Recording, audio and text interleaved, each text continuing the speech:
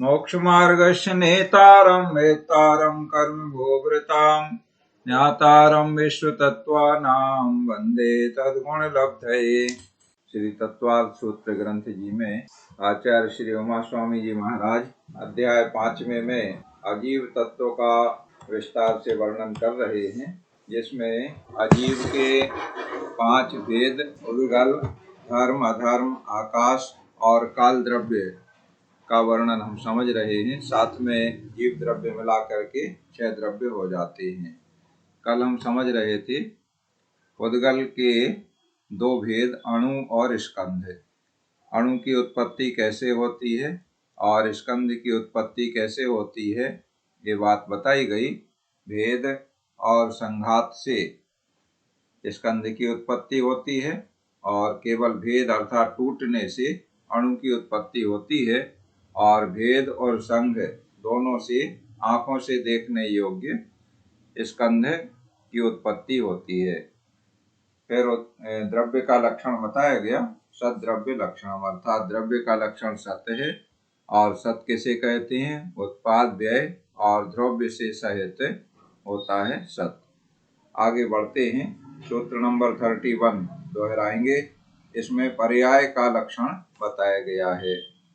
तद्भावाव्ययम नित्यम, तद्भावाव्ययम नित्यम। हाँ, इसमें नित्य का स्वरूप बताया गया है। नित्य क्या होता है? उत्पाद, व्यय और द्रव्य में जो द्रव्य है वह नित्य कहलाता है, माने सदा काल जो बना रहे वह द्रव्य होता है।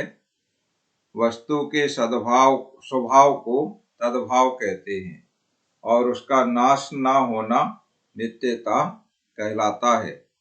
वस्तु का जो स्वभाव है वो हमेशा रहता है, उसका विनाश कभी नहीं होता है और वही नित्य कहलाता है। उसी को द्रव्य कहते हैं, उत्पाद, व्यय और द्रव्य। प्रत्येक वस्तु परिवर्तनशील है, किंतु परिवर्तन के होते हुए भी वस्तु में कुछ ऐसी एकरूपता बनी रहती है जिसके कारण हम उसे कालांतर में भी पहचान लेते हैं कि यह वही वस्तु है जिसे हमने पहले देखा था। इस तरह से कुछ ऐसी चीज है, कुछ गुण है, कुछ स्वभाव है जो परिवर्तन नहीं होता है, वही नित्य कहलाता है। जैन धर्म में प्रत्येक वस्तु को जब प्रति समय परिवर्तनशील बतलाया है तो ये प्रश्न होता है कि जब परिवर्तनशील है हर वस्तु तो नित्य कैसे? इसका समाधान करने के लिए बतलाया कि नित्य का मतलब यह नहीं है कि वस्तु जिस रूप में है उसी रूप में सदा बनी रहे। उसमें परिवर्तन तो होता है, पर्याय तो बदलती है, लेकिन मूल स्वभाव में कुछ भी परिणमन नहीं होता है, बल्कि परिणमन होते हुए भी उसमें अर्थात उसके मूल स्वभाव में ऐसी एकरूपता बनी रहती है। वही एकरूपता नित्यपना कहलाता है, जिसे देखकर हम पहचान लेते हैं कि यह वही वस्तु है। तो वस्तु में नित्यपना भी है और अनित्यपना भी है। नित्य का मतलब सदा रहने वाली जो चीज है, स्वभाव है, और अनित्यपना माने जो पर्याय अभी है वो बाद में नहीं रहेगी, तो वो पर्याय प्रति क्षण बदलती रहती है। तो ऐसा कैसे होता है कि वस्तु नित्य भी है और अनित्य भी है? किसी चीज को कहें कि ये सफेद भी है और काला भी है, परस्पर विपरीत बात देखने और सुनने में ऐसा लगता है कि ये तो असंभव जैसी बात है। ये कैसे हो सकता है कि एक ही वस्तु एक ही समय छोटी भी है और बड़ी भी है? वस्तु एक ही है, समय भी एक ही है। उसी को हम कहें कि ये छोटी है, उसी को हम कहें कि ये बड़ी है, उसी को हम कहें कि ये काला है, उसी को कहें कि सफेद है, उसी को कहें कि ऊपर है, उसी को कहें कि नीचे है, उसी को कहें नित्य है, उसी को कहें अनित्य है। इस प्रकार के बहुत सारे प्रश्न उपस्थित होते हैं और इन प्रश्नों का उत्तर जैन आगम के अनेकांत स्वरूप के माध्यम से दिया गया है और उसी के लिए बहुत ही अच्छा सूत्र नंबर 32 कहा गया है। सूत्र दोहराएंगे। अर्पिता नर्पित सिद्धे, अर्पिता नर्पित सिद्धे, अर्पिता नर्पित सिद्धे। इसमें मुख्य को अर्पित कहते हैं और गौण को अनर्पित कहते हैं। मुख्यता और गौणता से ही अनेक धर्म वाली वस्तु का कथन सिद्ध होता है। कैसे होता है? देखो, जिस कोई भी वस्तु है, पदार्थ है, उसके एक गुण के बारे में एक समय में कहा जा सकता है। एक वस्तु में अनेक गुण होते हैं, जिन्हें गुण कहें, धर्म कहें या स्वभाव कहें। ऐसे एक वस्तु में या एक पदार्थ में बहुत सारे धर्म होते हैं या स्वभाव होते हैं, और हर स्वभाव या हर धर्म या हर गुण के बारे में एक समय में नहीं कहा जा सकता है। कहने का एक क्षमता है हमारी, तो एक समय में एक ही स्वभाव, गुण या धर्म को कहा जा सकता है। तो जिस समय जिस स्वभाव, गुण या धर्म के बारे में कथन किया जा रहा है, वह स्वभाव, गुण या धर्म मुख्य कहलाता है। और उसमें अन्य जो बहुत सारे स्वभाव, गुण, धर्म आदि हैं, वे गौण कहलाते हैं। मुख्य माने अर्पित और गौण माने अनर्पित। यहाँ अर्पित और अनर्पित शब्द का प्रयोग किया गया है मुख्य और गौण के लिए। तो जिस धर्म की प्रधानता से जिसका कथन जिस समय किया जा रहा है, वो तो प्रधान है, उस समय मुख्य है, लेकिन अन्य धर्म भी उसमें विद्यमान हैं, जिनका कथन अभी नहीं किया जा रहा है। जैसे किसी व्यक्ति को, एक व्यक्ति है और उसके लिए किसी ने कहा पिताजी, और वही व्यक्ति वहीं है, उसी जगह है, उसी समय है। कोई दूसरा व्यक्ति आया, उसने कहा बेटा। व्यक्ति वही है, वही व्यक्ति पिता भी है, वही व्यक्ति पुत्र भी है। और वही व्यक्ति, किसी ने कहा मामा और किसी ने कुछ और संबोधन। अनेक व्यक्ति अनेक संबोधन से उसी को पुकारते हैं। तो वह व्यक्ति पिता है कि पुत्र है कि मामा है कि भांजा है कि चाचा है कि भतीजा है, क्या है? तो ये देखने सुनने वाला परेशान हो गया कि आखिर ये है क्या। किसी ने कहा गोरा, किसी ने कहा काला, ऐसा भी संभव है। तो इतने सारे गुण, धर्म, विशेषताएं एक ही व्यक्ति में होने के बाद भी ये अनेकांत गुण कहता है, ये अनेकांत धर्म कहता है कि जो भी व्यक्ति उसे पिता कह रहा है, वो सत्य कह रहा है। क्यों कह रहा है? इसके लिए उसमें अपेक्षा लगानी होगी। अर्थात अपेक्षाकृत जो कथन किया जाता है वह सत्य होता है, और अपेक्षा रहित निरपेक्ष अगर कथन किया जाए तो फिर वह सत्य नहीं होता है। इस तरह से इसमें कोई विरोध नहीं आता है। वस्तु की बात करें नित्य और अनित्य की, तो वस्तु सामान्य की अपेक्षा नित्य है, जो सदा रहने वाली है, और विशेष की अपेक्षा अनित्य है, जो विशेष माने पर्याय। जैसे घड़ा है, तो घड़ा पर्याय की अपेक्षा से अनित्य है, क्योंकि घड़ा फूट जाएगा। जब फूटेगा तो घट पर्याय नष्ट हो जाएगी। और मिट्टी की अपेक्षा नित्य है, क्योंकि घड़े के फूट जाने पर भी मिट्टी रहती है। इसी तरह से हर वस्तु में हमें समझ लेना चाहिए। दो परमाणुओं का संयोग हो जाने से क्या स्कंध बन जाता है, ऐसा भी एक प्रश्न आता है। तो उनमें जब तक रासायनिक प्रक्रिया के द्वारा बंध नहीं होता, जो दोनों को एक रूप कर दे, तब तक स्कंध नहीं बन सकता। फिर ये शंका होती है कि अनेक पुद्गलों का संयोग होते देखा जाता है, परंतु उनमें किसी का परस्पर में बंध होता है, किसी का नहीं होता है। इसका क्या कारण है? तो ये बताने के लिए कि बंध कैसे होता है। देखो, ये अनेकांत अर्पिता अनर्पित सिद्धे, इस सूत्र के माध्यम से अनेकांत की बात पूरी हो गई। अब पुनः हम स्कंध का निर्माण कैसे होता है और अणुओं का निर्माण कैसे होता है टूटने और विछोड़ने से, तो इस बात को यहाँ आगे लिया जा रहा है सूत्र नंबर 33 में, कि बंध कैसे होता है, माने दो परमाणु आपस में कैसे मिल करके स्कंध बनाते हैं। सूत्र नंबर 33 दोहराएंगे। स्निग्ध रुक्षत्वाद बंधः। स्निग्ध रुक्षत्वाद बंधः। अर्थात स्निग्धता और रुक्षता। स्निग्धता कहलाता है चिकनाई पना, और रुक्षता कहलाता है रूखापना। ये परमाणुओं में गुण होते हैं, माने परमाणु स्निग्ध है, स्निग्धपने का गुण है परमाणु में, और रुक्षपने का गुण है। इन दोनों के कारण ही उद्गल परमाणुओं का परस्पर में बंध होता है। कैसे होता है? स्नेह और रुक्ष गुण जो पाए जाते हैं, तो किन्हीं परमाणुओं में रुक्ष गुण होता है और किन्हीं परमाणुओं में स्नेह गुण होता है। स्नेह गुण के अविभागी प्रतिच्छेद बहुत से होते हैं, इसी तरह रुक्ष गुण के अविभागी प्रतिच्छेद भी बहुत से होते हैं। शक्ति के सबसे जघन्य अंश को अविभागी प्रतिच्छेद कहा जाता है। अविभागी माने जिसके और विभाग नहीं हो सके, ऐसा जो उसका हिस्सा है अणु परमाणु, वो प्रतिच्छेद माने सबसे छोटा, जिसके और विभाग होना संभव नहीं है। ऐसे एक एक परमाणु में अनंत अविभागी प्रतिच्छेद होते हैं और वे घटते बढ़ते रहते हैं। किसी समय अनंत अविभागी प्रतिच्छेद से घटते घटते असंख्यात अथवा संख्यात अथवा और भी कम अविभागी प्रतिच्छेद रह जाते हैं और कभी बढ़कर संख्यात असंख्यात अथवा अनंत अविभागी प्रतिच्छेद हो जाते हैं। इस तरह परमाणुओं में स्निग्धता और रुक्षता हीन या अधिक पाई जाती है। ये जैसे अणु के तो दो भाग नहीं हो सकते हैं, लेकिन अणु में जो रुक्षता है और स्निग्धता है, उस रुक्षता और स्निग्धता के प्रतिच्छेद होते हैं, तो वो कम होते हैं और ज्यादा होते हैं, और ये स्वभाव से उनमें हमेशा एक क्रम चलता रहता है। स्निग्धता और रुक्षता में हीनाधिकपना पाया जाना। और कैसे हम अनुमान कर सकते हैं? एक लौकिक उदाहरण से हम समझ लें।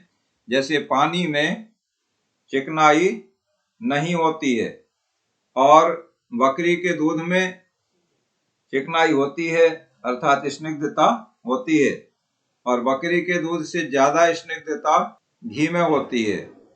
बकरी के दूध और घी से गाय के दूध में और गाय के घी में, और इसी तरह से और चीजों में उससे ज्यादा की बात करें तो भैंस के दूध में और ज्यादा चिकनाई होती है, भैंस के घी में और ज्यादा, भैंस के दूध से घी फिर ऊँटने के दूध में और ज्यादा होती है। सबसे ज्यादा लौकिक व्यवहार में ऊँटने के दूध में चिकनाई पाई जाती है, और फिर ऊँटनी के दूध से घी बनाया जाए उसमें और ज्यादा चिकनाई पाई जाती है। तो ये तो बात हो गई स्निग्धपने की।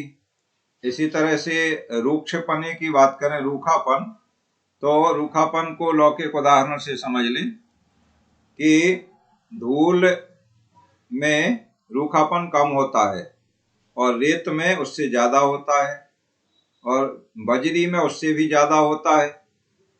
इस तरह से स्निग्धपना और रूक्षपना ये परमाणुओं में या स्कंधों में पाया जाता है। स्कंध में जो परमाणु हैं उनमें पाया जाता है।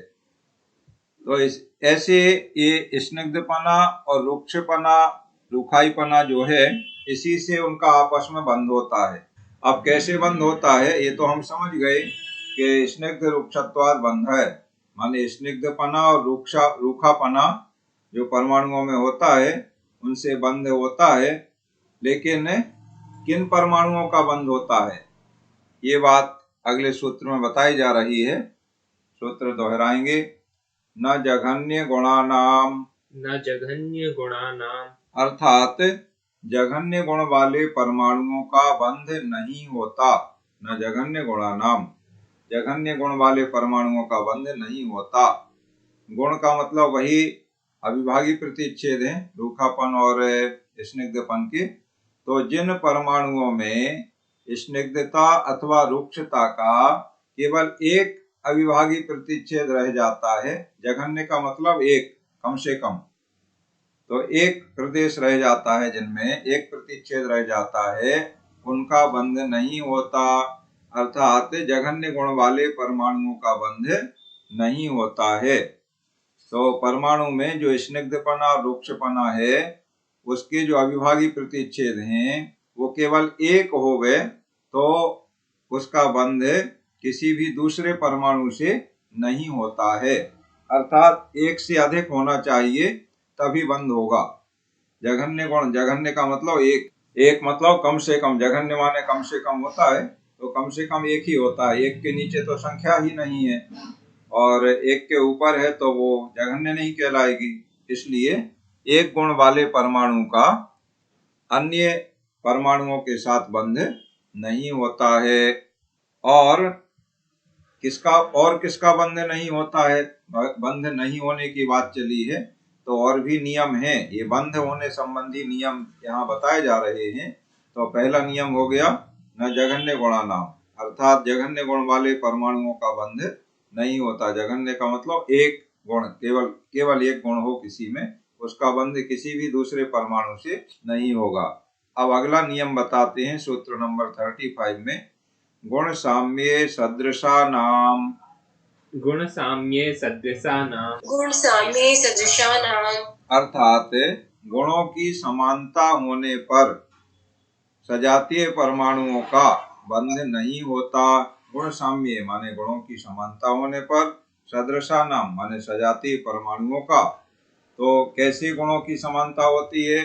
जैसे बंध है, जिनका दो परमाणुओं का आपस में बंध है, हम चाह रहे हैं हो गए, और दो परमाणु सजातीय हों, उनमें बराबर बराबर अविभागी प्रतिच्छेद हों, तो उनका बंध नहीं होता।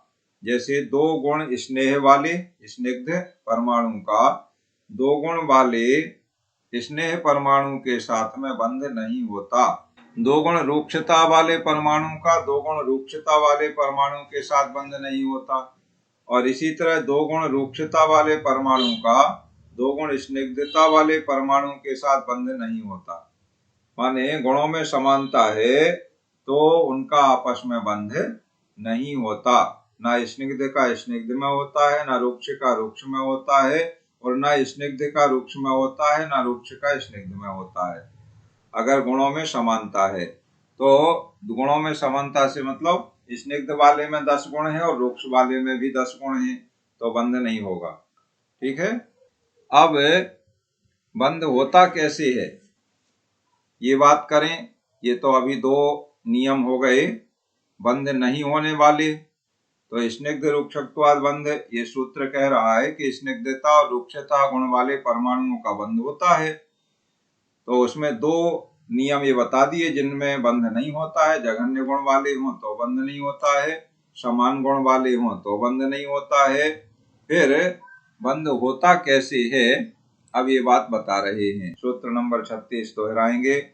द्वधिकादि गुणानान्तु, द्व्यधिकादि गुणानान्तु, द्व्यधिकादि गुणानाम तु, जिनमें दो गुण अधिक होते हैं। द्वैधिकानि दो अधिकानि, द्वैधिकादि गुणानाम तु, दो गुण अधिक होते हैं, उन्हीं परमाणुओं का परस्पर में बंध होता है। दो अधिक होने का मतलब क्या हुआ? चाहे सजातीय हों चाहे विजातीय हों।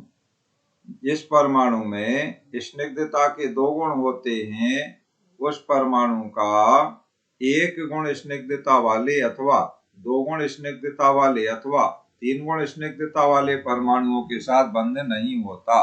फिर किससे बंध होता है? दो अधिक गुण होवे उसके साथ बंध होता है। तो एक परमाणु में दो गुण हैं और दूसरे में 4 हैं तो बंध हो जाएगा। दो अधिक होना चाहिए। और अगर एक में 2 है और दूसरे में 5 हैं तो बंध नहीं होगा। दो गुण का अंतर होना चाहिए। एक गुण का अंतर है तो नहीं होगा। एक में 2 है दूसरे में 3 है तो बंध नहीं होगा। तो द्वैधिकादि गुणानाम तु, ये सूत्र कह रहा है कि दो गुण का अंतर माने दो अधिक गुण होवे तो जिसमें कम है उसके साथ में अधिक वाले का बंध हो जाएगा। इस तरह से दो से अधिक गुण है अंतर तो भी नहीं होगा, और दो से कम है अर्थात एक ही है अगर गुण अंतर तो भी नहीं होगा। तो वही परमाणु दो गुण वाला है तो 4 गुण वाले से उसका बंध हो जाएगा। 5, 6, 7, 8, 9 या और ज्यादा वाले के साथ में बंध नहीं होगा। 3 गुण वाले या 1 गुण वाले के साथ भी बंध नहीं होगा। ये सूत्र कह रहा है कि दो गुण का अंतर होना चाहिए।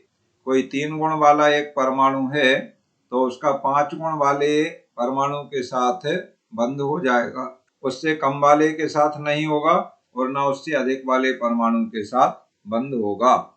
इस तरह से 2 गुण अधिक वाले का बंध होता है। अब एक सूत्र और ले लें कि बंध 2 अधिक गुण वालों के साथ हो गया, समान गुण वालों के साथ नहीं होता है, ऐसा बता दिए गुण साम्य सदृशा नाम। तो ऐसा क्यों है, अर्थात समान गुण वाले के साथ बंध क्यों नहीं होता, या एक गुण का अंतर है तो क्यों नहीं होता है, या जघन्य गुण वाला कोई परमाणु रह गया तो उसका किसी के साथ बंध क्यों नहीं होता है। इसके लिए सूत्र नंबर 37 बता रहे हैं, दोहराएंगे। बंधेधिकौ बन्धेधिकौ पारिणामिकौ च। पारिणामिकौ च। अर्थात बंध होने पर अधिक गुण वाला परमाणु अपने से कम गुण वाले परमाणु को अपने रूप कर लेता है। जिसमें अधिक गुण है उस रूप कम गुण वाला परमाणु परिणमित हो जाता है। जब 2 परमाणु अपनी अपनी पूर्व अवस्था को छोड़कर एक तीसरी अवस्था को अपनाते हैं, स्कंध बन गया, तो पहले एक परमाणु था वो स्वतंत्र, उसमें कुछ गुण थे स्निग्धता रूक्षता के, दूसरा परमाणु भी स्वतंत्र था, उसमें कुछ गुण थे स्निग्धता या रूक्षता के, वो दोनों मिलकर के एक स्कंध बन गए, तो एक तीसरी अवस्था हो गई उनकी। यदि ऐसा ना हो और जैसे वस्त्र में काले और सफेद धागे आपस में संयुक्त होकर भी जुदे जुदे ही रहते हैं, वैसे ही यदि परमाणु भी रहें तो कभी भी स्कंध नहीं बन सकता। और बंध होने पर अधिक गुण वाला परमाणु अपने से कम गुण वाले परमाणु को अपने रूप कर लेता है, इससे दोनों मिलकर एक हो जाते हैं। उनके रूप रस आदि गुणों में भी परिवर्तन होकर स्कंध बन जाता है। इसी से बंधने वाले परमाणुओं में 2 गुण का अंतर रखा है। इससे अधिक अंतर होने से एक परमाणु दूसरे में लय तो हो सकता है, किंतु फिर तीसरी अवस्था पैदा ना हो सकेगी, क्योंकि अल्प गुण वाला अपने से अधिक गुण वाले पर कुछ भी प्रभाव नहीं डाल सकता। इसी तरह अंतर न रखने से भी दोनों समान बलशाली होने से एक दूसरे को अपने रूप न कर परिणमा कर अलग अलग ही रह जाते हैं। इसलिए उनको दोनों मिलकर के एक नई अवस्था उनकी बन जाए, इसलिए 2 गुण का अंतर रखा गया है। ठीक है, तो इससे क्या होता है, जिसमें अधिक गुण है वो कम गुण वाले को अपने रूप बना लेता है। जैसे स्निग्ध वाले अधिक गुण हैं तो रूक्ष वाले को वो स्निग्ध बना लेगा, रूक्ष वाले में कम है, और रूक्ष वाले में 2 गुण अधिक हैं तो वो स्निग्ध वाले को मिलाएगा तो वो रूक्ष रूप स्निग्ध भी रूक्ष रूप हो जाएगा। इस तरह से परिवर्तन हो जाता है। इस तरह से बंध की स्कंध कैसे बनते हैं ये बात यहाँ 4 सूत्रों में समझाई गई है। आगे द्रव्य का लक्षण अन्य प्रकार से बताया जाएगा और काल द्रव्य के बारे में भी संक्षेप में बात चलेगी और गुण और पर्याय के बारे में इस तरह से आगे की क्लास में चलेगा। अभी आज की क्लास यहाँ पूर्ण होती है। अब आप अपने प्रश्न जिज्ञासा आदि समाधान कर लें और कल का पाठ सुना दें।